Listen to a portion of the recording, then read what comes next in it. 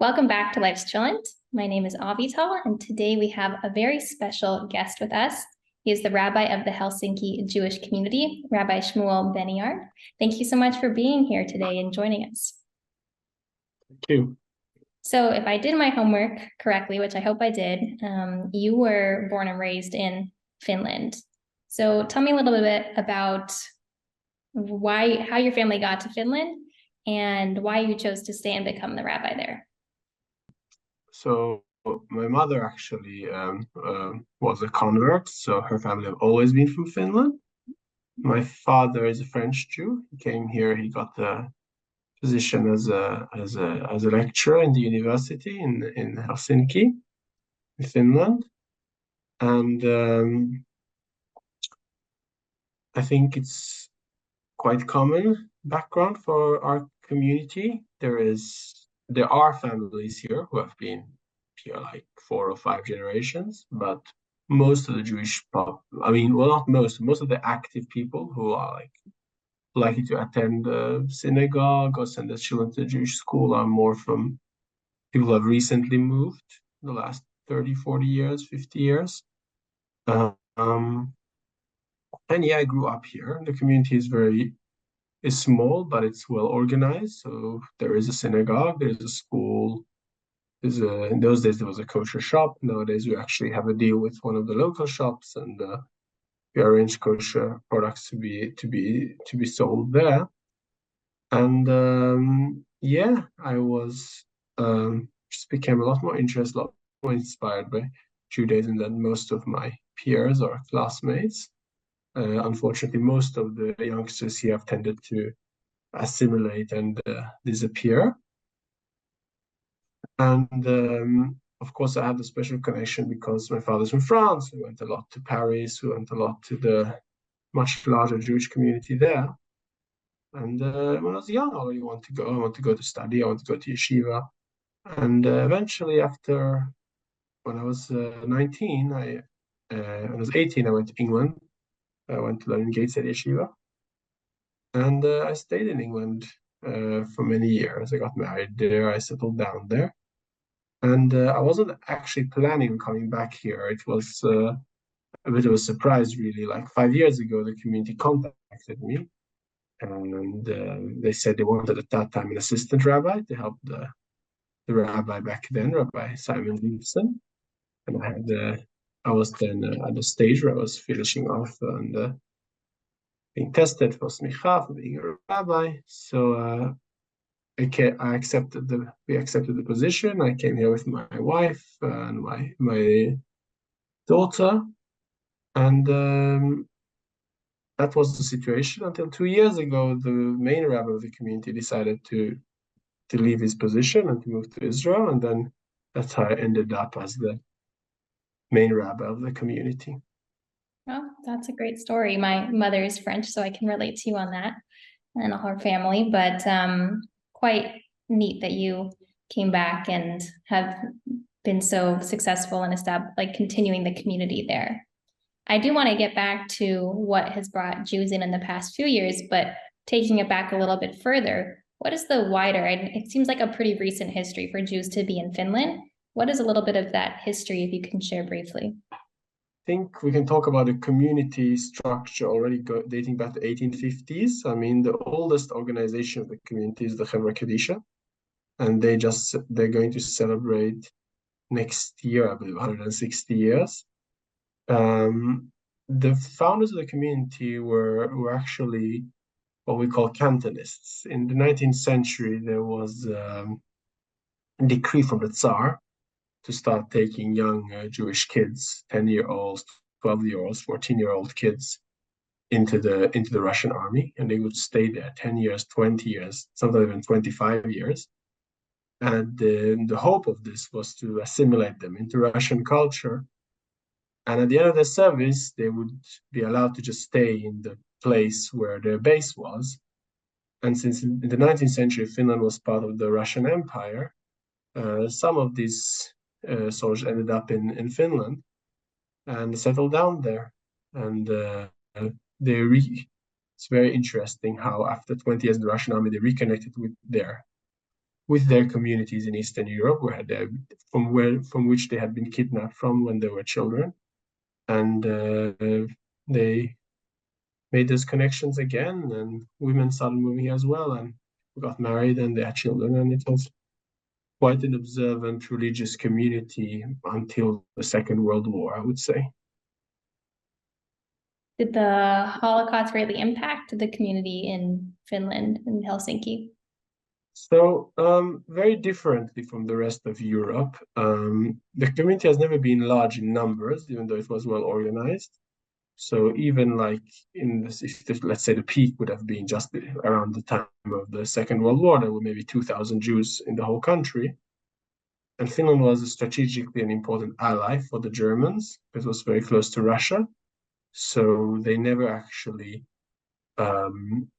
they never forced the Finns to implement anti-Semitic laws.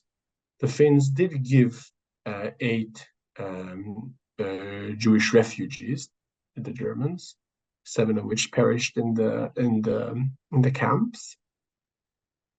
And there is belief that some Russian Jewish prisoners of war might have also been given to the Nazis by the Finns. But the Finnish Jews who already lived there and who had citizenship were never touched. And actually, very interestingly enough, some of these Finnish Jewish soldiers even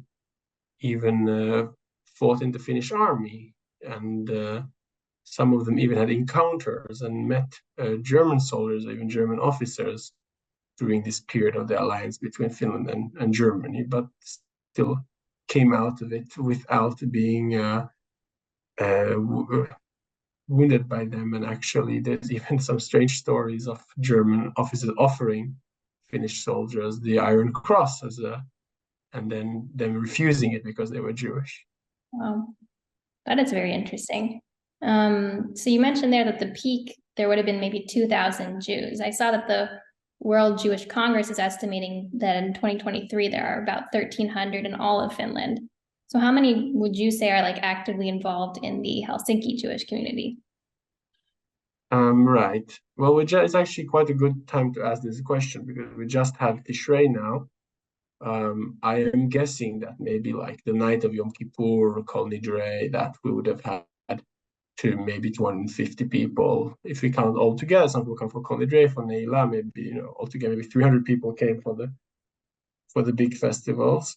On a normal Shabbat morning, there are maybe 30 people. I think a bit more now, 40, 50, around that scale. It feels very little because the synagogue room is very, very big. It was built in 1906 to accommodate like 300 seats for the men, 200 seats for the women.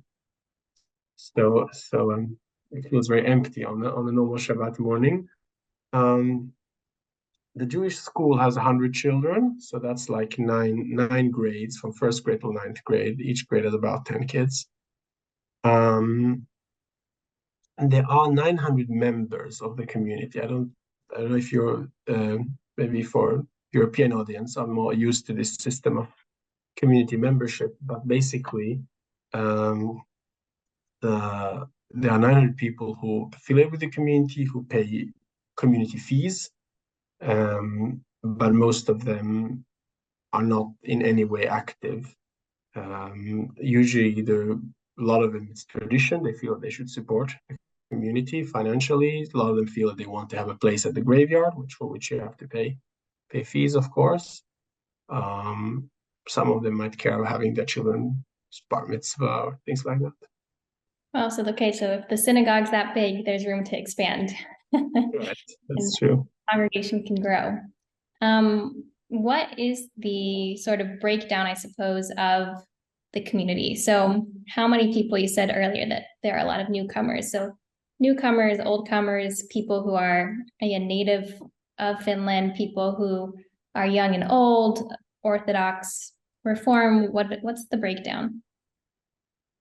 Well, there's only one synagogue. Well, I shouldn't say that. There is another synagogue in Western Finland, in Turku, but that synagogue, from what I understand, is basically not active at all. I mean, I think they do try to do something there more on an occasional basis, but it's basically more a question of when they will close down. There isn't much going on there anymore.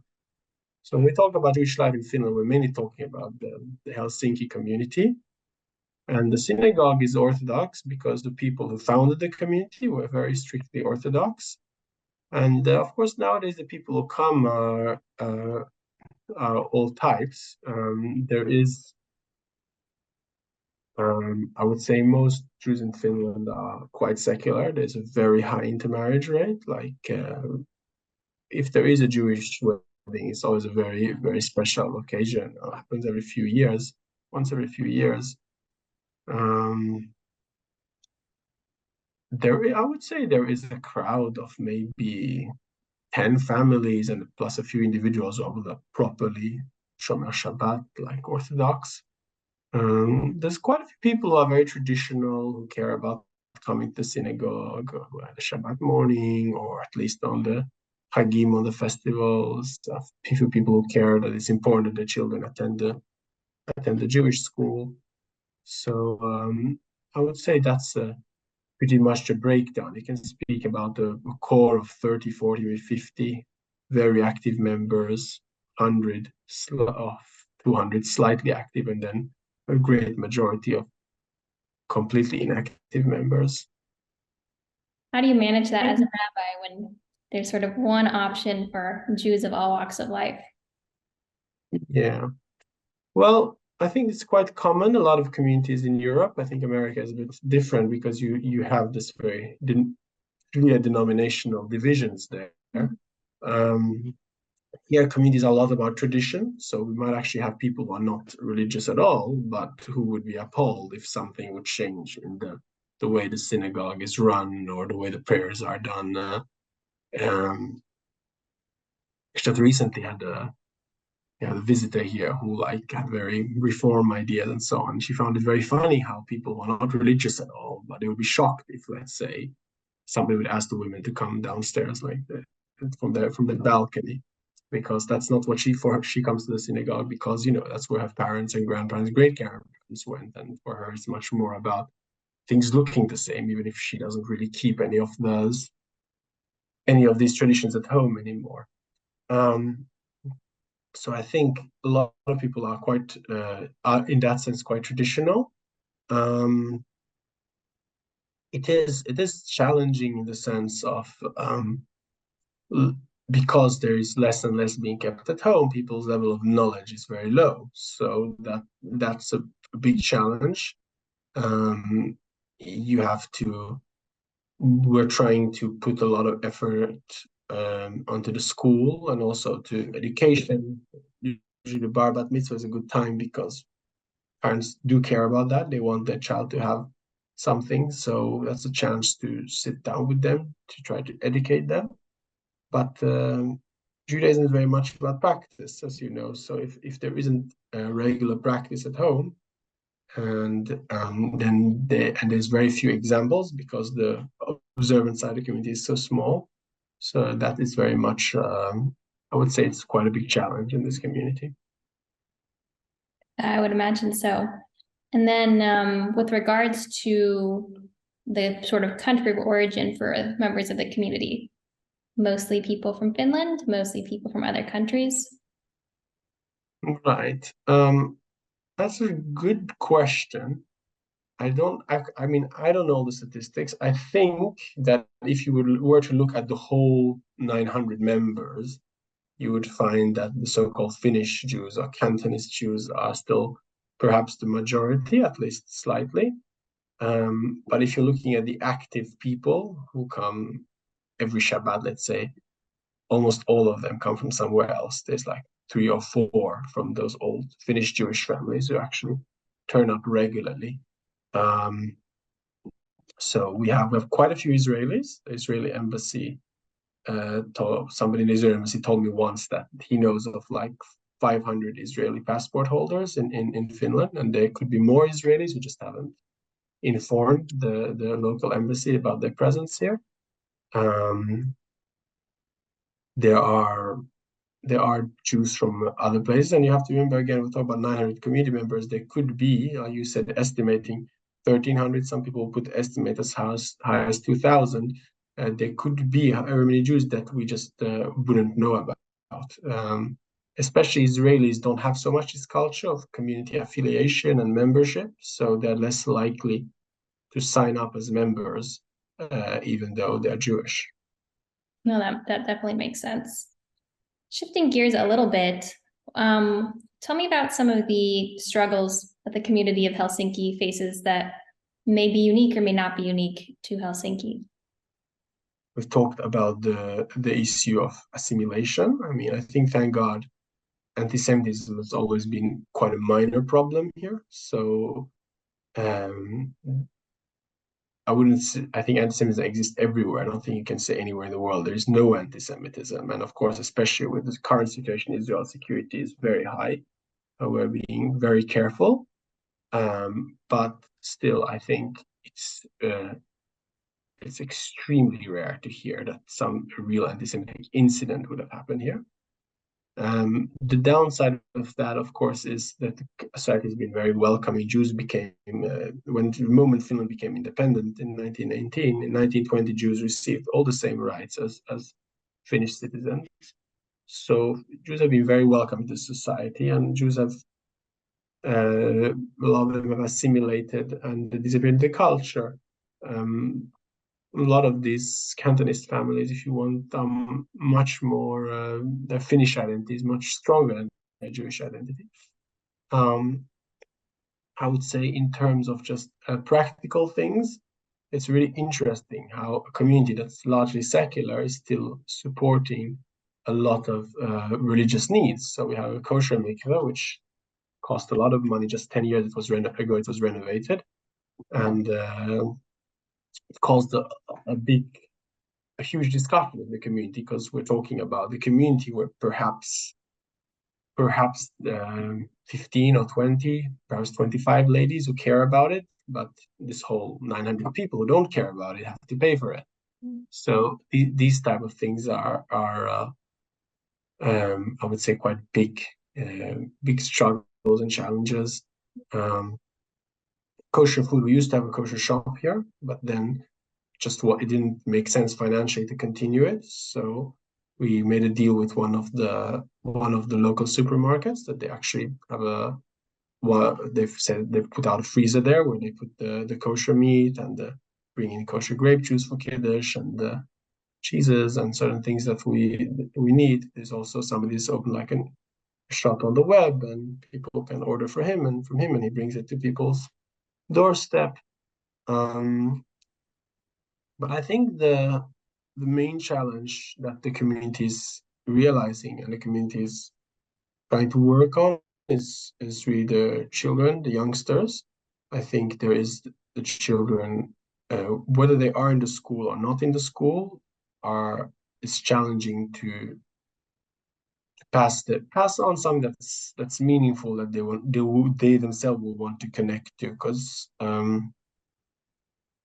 at least in the past years, the pattern has been that when the children finish the school, they finish 9th grade. When you turn 15, they go to local Finnish high schools.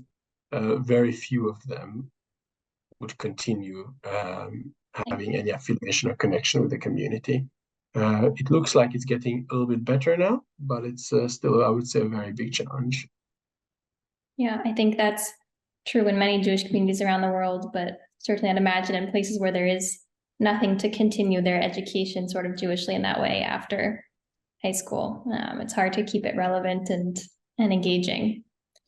I guess the opposite of that would be, what are some strengths? What are the things that you feel very proud of when it comes to the Helsinki community?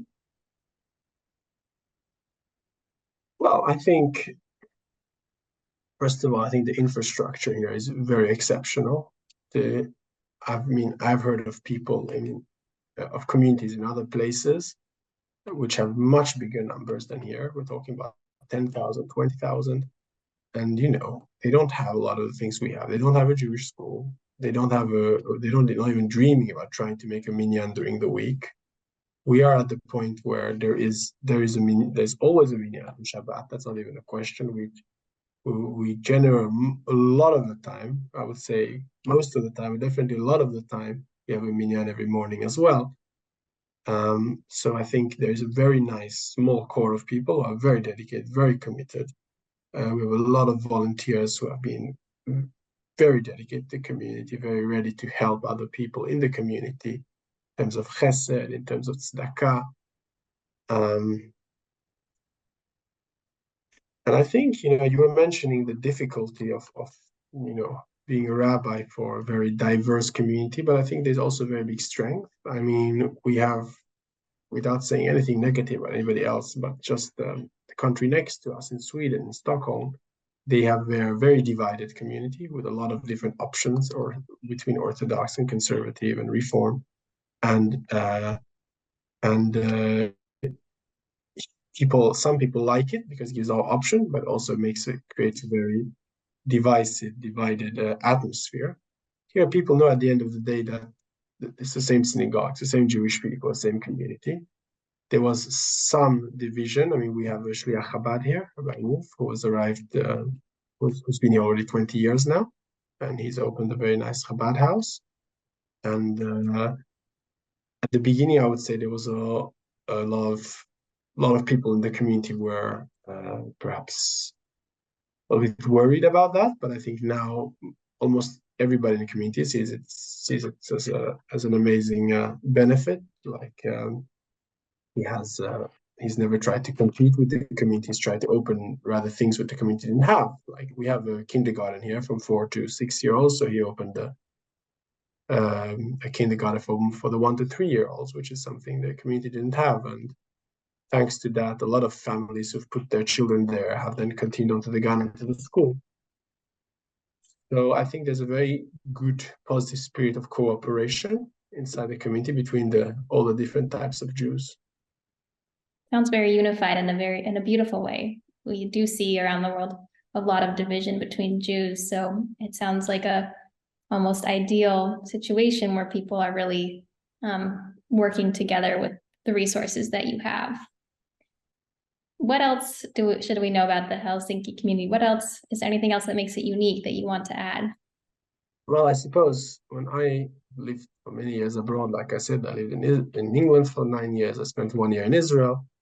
I think what people always ask me, at least, is like, how do you cope with the times there? So, of course, Helsinki is very, very north. I don't know, there aren't that many communities so high up north. So, like, there's definitely not on the western side, because I think in Canada, if you would go that high north, it would be too cold to live there.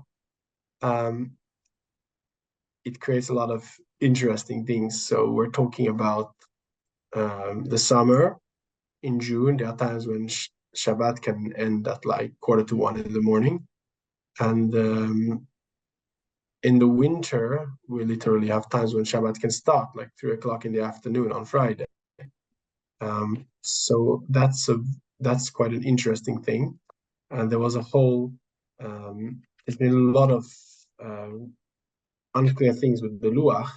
So how to run it, because if you look at a lot of these softwares, which are nowadays available online, myzmanim.com or HebDate, or a lot of these things which have the times like counted by a software. So when you go very high north, they didn't actually have a figure for northern places for the end of Shabbat.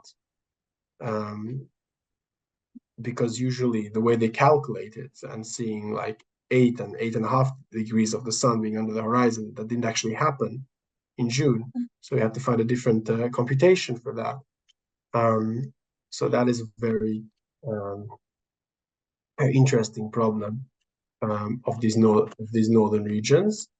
But otherwise, I think the beauty of Judaism is exactly that wherever you go, wherever in the world, there are always small differences, but it's the similarities that are perhaps more powerful. It's the same Sefer Torah, it's the same tefillah, it's the same Hebrew letters, and a Jew can be in all sorts of different places. We get a lot of tourists who pass through. We also have normally we have there's a direct flight from Tel Aviv to Finland on Monday nights, and then very often Tuesday morning people come like straight from the airport to our minyan, and they pray with us, and then they have their connecting flight to New York at 2 p.m.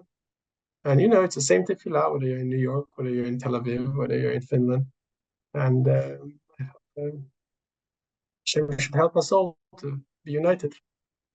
I couldn't have said it better. I think you said it so beautifully. For my own curiosity, is Shabbat always 25 hours, even if the sun sets, I guess, around 1 a.m.? Or did you have a longer Shabbat? Well, yes. So in the summer, what happens is that because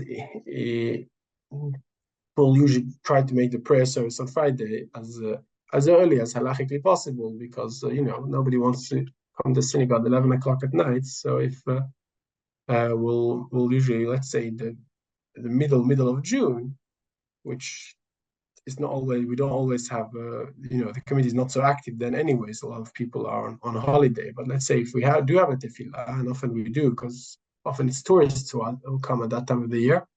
So we'll have, let's say, 9 o'clock, we'll start Shabbat in the synagogue. But Saturday night, you won't be able to work until actually 1:45 Sunday morning. So that will be almost, as already talked about, 28, 29 hours of Shabbat.